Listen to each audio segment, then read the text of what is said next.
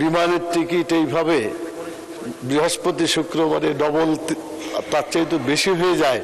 আর সাধারণত এটার ব্যাপারে একটা যে জুলুম চলছে, এই জুলুমের বিরুদ্ধে আমি একটা নোটিশ দিয়েছিলাম মাননীয় স্পিকার।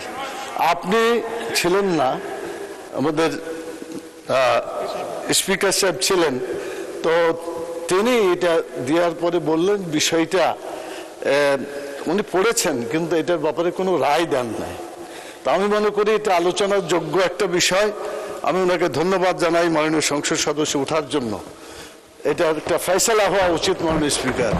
এতগুলা জাতীয় সংসদ সদস্য যারা আছেন প্রত্যেকেই প্রায় বিমানে যাতায়াত করেন, তো এটা একটা মজলুম, শুধু আমরা নই, সাধারণ মানুষও তারা জর্জরিত।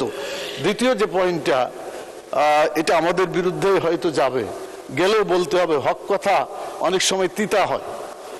আল্লাহ রাসূল সাল্লাল্লাহু আলাইহি ওয়াসাল্লামের এটা হাদিস আছে, আল হাক্কু মুররুন, মানে সত্য কথাটা একটু তিতা। মাননীয় সদস্য, টু দ্য পয়েন্টে যাই আমরা প্লিজ। এটাই 1 মিনিটে, আমরা 30 সেকেন্ডে হয়ে যাবে। মাননীয় সংসদ সদস্য আমরা যারা এখানে আছি যারা পুরাতন সংসদ সদস্য, তাদের কাছেও এই টেলিফোন বাবদ, তারপরে বাড়ি ভাড়া বাবদ আমার তো মনে হয় যে অনেক পাওনা আছে, ডিফল্টার অবস্থায় আছে।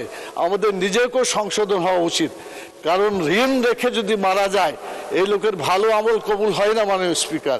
এজন্য জাতীয়ভাবে যে সম্পদগুলা আমাদের মাননীয় সংসদ সদস্য, ধন্যবাদ মাননীয় সদস্য, you made your point, thank you, please take your seat. আর না প্লিজ, আমাদের প্রসিডিংস চালাতে হবে।